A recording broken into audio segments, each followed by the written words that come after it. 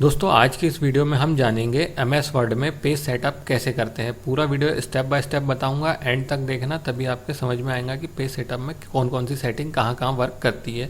तो चलिए वीडियो को शुरू करते हैं। अभी हमारे पास एक एमएस वर्ड में ब्लैंक पेज ओपन है। अब हमें क्या करना पड़ेगा, पेज सेटअप के लिए हमें कुछ यहाँ पर टेक्स्ट लिखने पड़ेंगे। तो इसके लिए हम क्या करेंगे, यहाँ पर एक रैंडम पैराग्राफ ले लेंगे। तो इसके लिए हम क्या करेंगे, बराबर लगाएंगे, इसके बाद हम RAND लिखेंगे, ब्रैकेट ओपन करेंगे। अब हम यहाँ क्या करेंगे, जैसे मान लीजिए हमें 4 पैराग्राफ चाहिए, तो हम यहाँ पे 4, और ब्रैकेट बंद करके इंटर कर देंगे। तो देखिए यहाँ पर हमें रैंडम पैराग्राफ मिल चुके हैं। अब हम क्या करेंगे, पेज सेटअप करके देख लेंगे कि कैसे कैसे करते हैं। तो हम सबसे पहले सिंपली यहाँ देखिए होम का बटन है, इसके बाजू में इंसर्ट है, इंसर्ट के बाजू में पेज लेआउट है, इस पर क्लिक करेंगे। इसके बाद देखिए यहाँ लिखा है पेज सेटअप। यहीं पर जो भी काम करना है हमें पूरा यहीं पर करना है। तो सबसे पहले है मार्जिन, यहाँ पे है normal, narrow, moderate, wide, mirrored, office 2003 default. तो इनमें से क्या कर सकते हैं, हम जो भी चाहे हम यहाँ से ले सकते हैं। तो मैं बारी बारी से आपको एक एक ट्राई करके बता देता हूँ।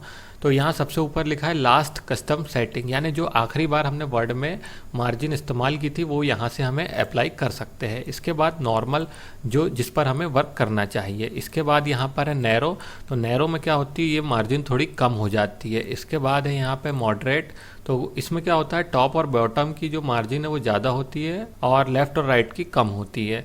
इसके बाद यहाँ पर है वाइड, जो पूरा हमें कोट वाले कागजों में दिखता है, जो पूरा सेंटर में रहता है। इसके बाद है मिरर, जैसे ही हमने अप्लाई किया तो ये चारों तरफ से बॉर्डर और छोटी हो गई है। इसके बाद यहाँ पर है ऑफिस 2003 डिफ़ॉल्ट, ये डिफ़ॉल्ट सेटिंग है। तो इस तरीके से हम यहाँ पर मार्जिन अप्लाई करते हैं। लेकिन हम ज़्यादातर क्या करते हैं, बेसिक लेटर बनाने के लिए हम नॉर्मल मार्जिन का इस्तेमाल करते हैं, जो बेटर होता है। यदि हम बहुत सारे पेज प्रिंट करते हैं तो हमें क्या करना पड़ता है, स्टेपल करना पड़ता है, या हम उसे पंचिंग करवाते हैं। तो जो नॉर्मल मार्जिन होती है वो स्टेपल करने के बाद भी हमें वर्ड दिखते हैं। यही मार्जिन को हम यहाँ से अगर नैरो कर देंगे और इसके बाद हम स्टेपल या पंच करेंगे तो ये जो वर्ड है वो कट जाते हैं। इसलिए हम ज़्यादातर नॉर्मल मार्जिन का इस्तेमाल करते हैं। इसके बाद अगला बढ़ते हैं ओरिएंटेशन। यहाँ से आप पोर्ट्रेट और लैंडस्केप दोनों कर सकते हैं। कुछ इस प्रकार से लैंडस्केप होता है और यहीं से पोर्ट्रेट कर सकते हैं। इसके बाद है साइज।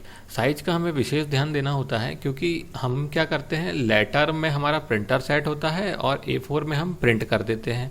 या ये होता है कि A4 में हमारा प्रिंटर सेट होता है और लेटर में हम यहाँ पर अपना पत्र बना लेते हैं और उसे प्रिंट कर देते हैं। तो क्या होता है, जो एक्चुअल साइज रहता है उससे डिफरेंट प्रिंट में आता है। तो इसलिए हमें क्या करना है, पेपर भी हमारा जो है मार्केट से हमें A4 ही मिलता है और हमें क्या करना है, यहाँ से साइज भी हमेशा A4 ही रखना है। और यदि जरूरत पड़ती है तो आप यहाँ से लेटर भी कर सकते हैं। इसके बाद अगला है यहाँ पर कॉलम। कॉलम में क्या देखिए, अभी जो है 1 पे सेलेक्ट है, क्योंकि ये हमें पूरा 1 कॉलम में दिख रहा है। इसके बाद जैसे ही हम 2 करते हैं तो ये देखिए यहाँ पर 2 कॉलम में हो गया है ये। अब हम यहाँ से क्या करेंगे, पेज का साइज थोड़ा छोटा कर लेंगे। ठीक है, अब हम क्या करते हैं, यहाँ से एंटर मार के दूसरा पेज बनाते हैं। ये हमने दूसरा पेज बना लिया। अब हम यहाँ से वर्ड को कॉपी करेंगे और यहाँ पे हम पेस्ट कर देंगे। ये हमने पेस्ट कर दिया। अब लेकिन यहाँ से हम क्या करेंगे, एंटर मारेंगे जैसे ही, तो जो सेकंड पेज है वो भी वर्क करेगा कुछ इस तरीके से। जैसे हम यहाँ पर लेफ्ट वाले पन्ने पे एंटर मार रहे हैं तो राइट वाले पन्ने पर क्या हो रहा है, वो भी एक एक एंटर नीचे चले जा रहा है। अब इसी को सेट करने के लिए हम क्या करते हैं, पेज ब्रेक का इस्तेमाल करते हैं। तो अभी हम यहाँ पर क्या करेंगे, इसे हम यहाँ से डिलीट कर देते हैं। ये हम यहाँ से इसे पूरा इतना डिलीट कर देते हैं। ये एक पन्ने पे आ गया।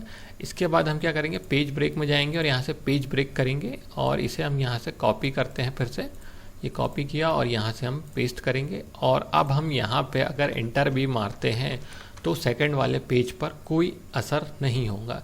तो इसीलिए हम यहाँ पर पेज ब्रेक का इस्तेमाल करते हैं। अब हम इसे बड़ा कर लेते हैं। फिर से ये हमने बड़ा कर लिया और ये देखिए अब हम आते हैं लाइन नंबर पे। तो जैसे ही हम लाइन नंबर पे, अभी तो नन है, कंटिन्यूस करेंगे तो यहाँ पर देखिए जितनी लाइन आपने लिखा है वो यहाँ पर पूरा काउंट में आ जाएगा। ये देखिए इतनी लाइन हमने लिखा है, इसलिए ये पूरा काउंट में आ गया है। इसके बाद अगले ऑप्शन में जाते हैं रीस्टार्ट ईच पेज।